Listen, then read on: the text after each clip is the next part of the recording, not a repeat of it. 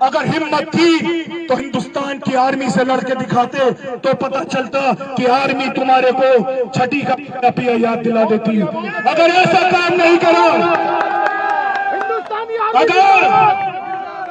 अगर हिम्मत थी तो आर्मी से लड़ते, फौज से लड़ते, बेगुनाहों को नहीं मारते। मगर आज जब ऐसे दहशतगर्द इस तरीके के हालात पैदा करेंगे हमारे मुल्क में, तो हम लोग उनको करारा जवाब देने के लिए एक एक इंसान उठेगा। मैं सलाम करता हूं पुरानी दिल्ली, पूरी दिल्ली के तमाम इलाके, चाहे ओखला का इलाका हो, जमुना पार का इलाका हो, पुरानी दिल्ली का इलाका हो। आज उन 26 परिवार के 140 करोड़ हिंदुस्तानी हैं, एक एक इंसान है। अपने कारोबार, अपनी दुकानें बंद कर दिए जुम्मे के दिन कि कोई कारोबार नहीं होगा। उन 26 के 26 परिवारों से मैं कहना चाहता हूं, आज आपके साथ हिंदुस्तान का 30 करोड़ मुसलमान इस मुल्क को बचाने के लिए, इस मुल्क के अमन के लिए, इस मुल्क के भाईचारे के लिए आपके साथ खड़ा है, आखिरी सांस तक खड़ा है। जब लड़ाई पड़ोसी मुल्क पाकिस्तान से हो या किसी से भी हो जो हमारे मुल्क के ऊपर बुरी नजर रखेगा, सबसे पहले हिंदुस्तान के एक एक मुसलमान का खून बहेगा और अपने मुल्क पर दहशतगर्दी को पनपने नहीं देंगे। बहुत बहुत शुक्रिया। गर्मी का वक्त, जुम्मे के बाद आप तमाम लोग इकट्ठे हुए बड़े पैमाने पे, आप तमाम लोगों का बहुत दिल की गहराइयों से शुक्रिया अदा करते हैं। सरकार जल्द से जल्द कड़े फैसले ले, सख्त फैसले ले, उसके बाद जब ही आज देश को सुकून मिलेगा। हिंदुस्तान जिंदाबाद, हिंदुस्तान जिंदाबाद। पहलगाम के अंदर जिस तरीके से एक टेररिस्ट का जो हमला हुआ गया है, वो हमला पूरे हिंदुस्तान के ऊपर हमला है। वो 26 लोगों के साथ साथ जो बेगुनाह इस दुनिया से चले गए, जिनका कोई लेना नहीं देना नहीं था, आज जामा मस्जिद चौक पर खड़े होकर पूरी पुरानी दिल्ली के मुसलमान उन आतंकवादियों से दंगे की चोट पे कहना चाहते हैं, अगर तुम में ये जिगरा था तो ये लड़ाई, तुम्हें हिम्मत थी तो इंडियन आर्मी से लड़नी चाहिए थी। वो तुम्हारे को खाया पिया याद दिलाते, ना कि उन बेगुनाहों से, वो दहशतगर्द जो अपने आप को ये साबित करना चाहते हैं कि वो इस मुल्क का माहौल खराब कर देंगे।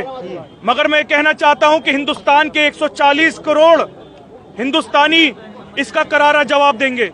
ये अब सरकार की लड़ाई नहीं है, ये हिंदुस्तान की सरकार की लड़ाई के साथ साथ, ये हिंदुस्तान की सरकार की लड़ाई के साथ साथ अब हिंदुस्तान के एक एक नागरिक की लड़ाई हो गई है। ये हिंदुस्तान के तमाम इंसानियत की लड़ाई है और हिंदुस्तान का 30 करोड़ मुसलमान भी इस लड़ाई को लड़ेगा और इनके खिलाफ हद से ज्यादा।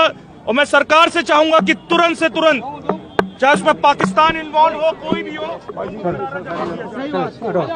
मैं तो पहले तो मुल्क की सलामती के लिए आज मैंने दुआ मांगी जामा मस्जिद में, तो अल्लाह इसको भी कबूल करे और हमारे तमाम जितने भी मुसलमान इस मस्जिद में शामिल हुए हैं उनकी भी अल्लाह दुआ को कबूल करे। और जो अभी हाल ही फ़िलहाल में पहलगाम में जो हुआ, मैं उसकी कड़ी निंदा करता हूं। और साथ ही साथ मैं अपने बीजेपी के जितने भी सरकार है, चाहे वो कांग्रेस हो, चाहे वो बीजेपी हो, चाहे वो आम आदमी पार्टी हो, चाहे AMIM पार्टी, सब जिम्मेदार है इसमें। हमें सबकी एक इकट्ठा होके हमें इस मुल्क को बचाना है।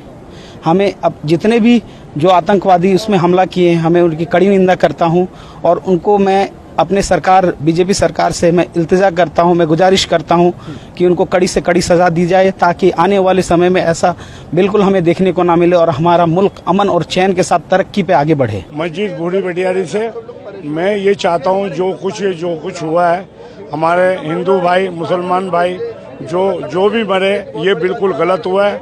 और हम ये चाहते हैं जिन लोगों ने ये कदम उठाया है, उसमें पाकिस्तानी हो, कोई भी हो, उनको कदम से कदम हम लोग कदम उठा के इनको सजा देना चाहिए। आगे पता चले जो कुछ भी इन्होंने करा है ये अच्छा नहीं है। हमारे हिंदू भाई, मुसलमान भाई, सिख ईसाई, जो इतना अच्छा माहौल चल रहा था कश्मीर का, जो इन्होंने बिगाड़ा है।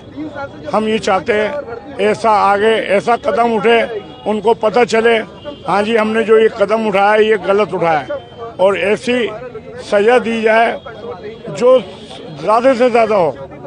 और हमें उम्मीद है हमारे हिंदुस्तान के सियासी समाजी लोग इसमें कदम उठाएंगे और मैं अपने सियासी और समाजी लोगों से कहना चाहता हूँ आगे कदम उठाना चाहिए।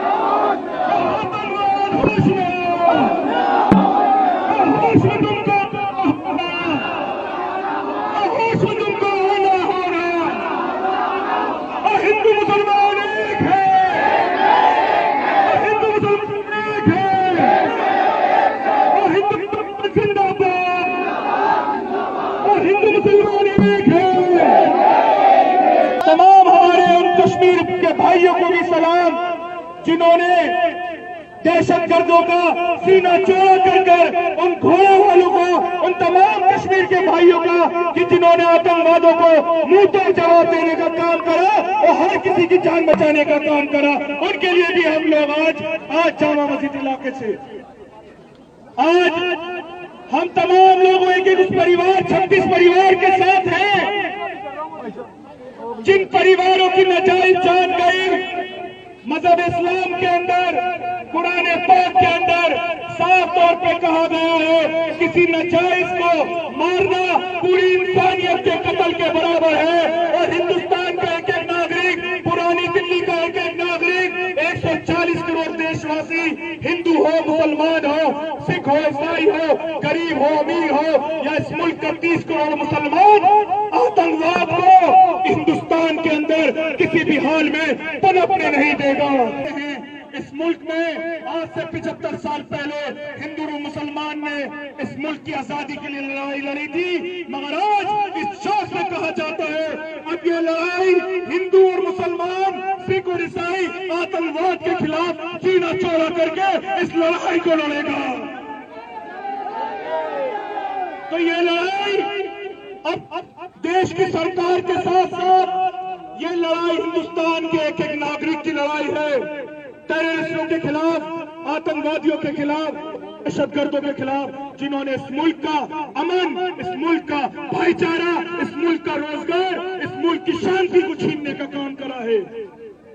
कश्मीर के अंदर किस तरीके से फिर से खुशहालियां आई थी, किस तरीके से कश्मीरियों के कारोबार उठे थे, फिर से रौनक आई थी, पूरी दुनिया कश्मीर की रौनकें देखने जा रही थी।